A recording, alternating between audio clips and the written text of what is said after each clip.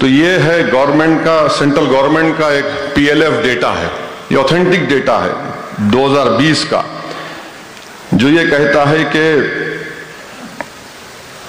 Regular jobs میں 15% مسلمان ہیں اور نان مسلم 24% ہے۔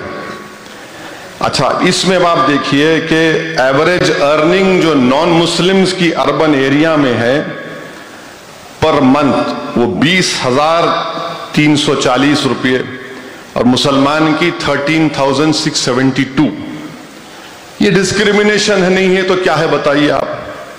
اور پھر اس کے بعد سیلف ایمپلائڈ میں مسلمان نان مسلم جو ہیں وہ 15,878 انکم ہے ان کی سیلف ایمپلائمنٹ، مسلمانوں کی 11,421، زیادہ ڈیفرنس نہیں ہے، صرف 4,000 روپے کا ہے سیلف ایمپلائڈ میں۔ مگر جو لوگ ریگولر جابز میں ہیں اس کے بارے میں آپ کچھ نہیں کرتے۔ کیجول ویجز میں آپ دیکھ لیجئے، کیجول ویجز میں مسلمان اور غیر مسلم برابر ہیں، 8,770 اور 8,600 کے قریب ہمارے ہندو بھائی کماتے ہیں، جبکہ آرٹیکل 39 ہے ہمارے پاس۔ آرٹیکل 39 یہ باتیں کر رہا ہے، اس پر کوئی بات ہی نہیں ہوتی ہے۔ تو یہ تمام چیزیں ہیں اور مجلس کوشش کر رہی ہے اور کرتی رہے گی۔ ہمارا ارادہ ہے کہ ہم 2024 میں بھی انشاءاللہ تعالی لوک سبھا کا الیکشن لڑیں گے۔ ہماری خواہش یہ ہے، ہماری بزرگوں نے ہم کو سکھایا ہے، ہماری پارٹی کی سوچ یہ ہے کہ ہمارے MP جیت کر آئیں۔ میں یقیناً BJP ہارنا چاہیے، ہم تو کوشش کر رہے ہیں۔ اور حیدرآباد ایک مثال ہے جہاں پر چاہے پارلیمنٹ کا الیکشن ہو، اسمبلی کا الیکشن ہو، بلدیہ کا الیکشن ہو، سب آ کر حیدرآباد میں مجلس کے خلاف سیاسی مہم چلاتے ہیں، اور پھر اس کے باوجود بھی الحمدللہ اللہ کا کرم ہوتا ہے، عوام ان کو ہرا دیتی ہے، دوسری جگہ پر جیت جاتے ہیں۔ تو تلنگانہ کی حد تک تو ہم کوشش کر رہے ہیں، مگر پورے ملک میں کیسے حالات ہوں گے، کیا ہوں گے، کس طرح سے ماحول آگے بڑھے گا، یہ مجھے نہیں معلوم۔ مگر اتنا تو جانتا ہوں کہ ملک کی اکانومی بہت خراب ہے۔ بھارت کی اکانومی اگر آپ دیکھیں گے تو 2014 میں جو GDP تھا 3,14,000 کروڑ، 2023 میں بھی وہی ہے۔ ایک اس لیے کہ سپریم لیڈر صاحب نے اچانک ان کو ایک برین ویو آیا کہ ٹی وی پہ آ کے بول دیا کہ بھائیو بہنوں 4 گھنٹے میں لاک ڈاؤن۔ اب آپ بتائیے کہ 130 کروڑ کا ملک ہے اور آپ 4 گھنٹے کا ٹائم دے رہے ہیں ان لوگوں کو۔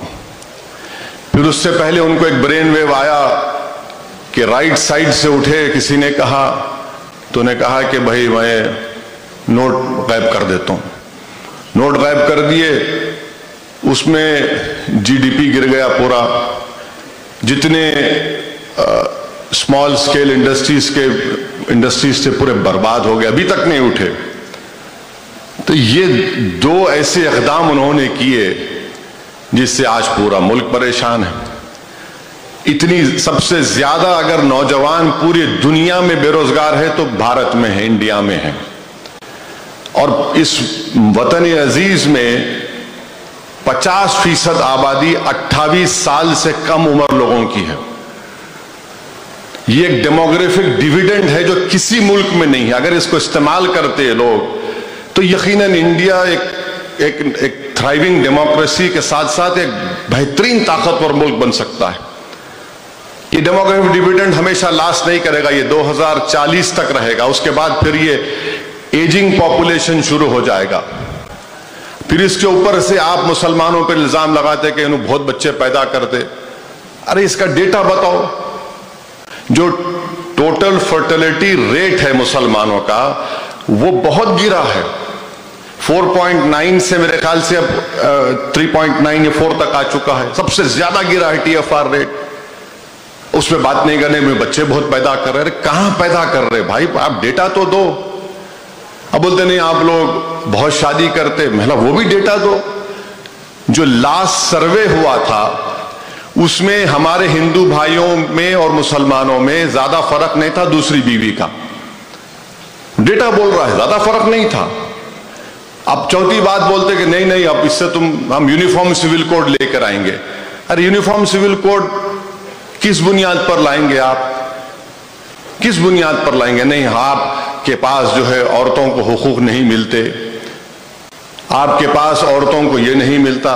अब जब हम सवाल करते हैं कि भाई आप बताओ दया भागा स्कूल ऑफ थॉट होगा या मिताक्षरा स्कूल ऑफ थॉट होगा, फिर हम जब सवाल करते कि विल पावर अगर आप खत्म करेंगे क्या? विल पावर खत्म नहीं कर सकते, मगर इस्लाम में कोई विल के जरिए अपनी पूरी जायदाद अपनी एक औलाद को नहीं दे सकता। मेरे ख्याल से 1/3 है, उलमाए कराम मौजूद है, वो मुझे करेक्ट कर सकते। वो विल पावर आप खत्म नहीं करना चाहेंगे। मकसद क्या है कि मुसलमानों को उनकी तहजीब से, उनके तमद्दुन से, उनके मजहब से उनका रिश्ता खत्म कर दो। और ये बार बार जो आरएसएस की तरफ से बोला जाता है कि मुसलमान यहां पर थे, अभी उनका रिसेंट स्टेटमेंट आया आरएसएस के चीफ का कि इस्लाम जो है वहां पर गया, खत्म हो गया, मगर कहीं पर सेफ है तो इंडिया में है। यानी आप कौन होते हैं सेफ बोलने वाले? ये तो कॉन्स्टिट्यूशन है, कॉन्स्टिट्यूशन है तो हम सेफ है। और फिर आप कौन होते हैं कि इन्वेडर्स बोलते हैं मुसलमानों को? अगर इन्वेडर्स हैं तो आर्यन इन्वेडर्स हैं। इस मुल्क में अगर ये इंडिया किसी का है तो ट्राइबल्स का है। एंथ्रोपोलॉजिस्ट ने प्रूफ किया है ये ट्राइबल्स का है और द्रविडियंस का है।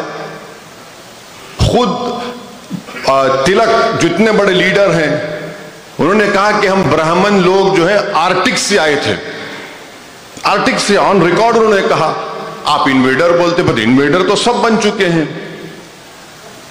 अब आरएसएस बीजेपी, औरंगजेब जिम्मेदार है, अकबर जिम्मेदार है, बाबर जिम्मेदार है। अरे भाई आप कहां जा रहे हैं?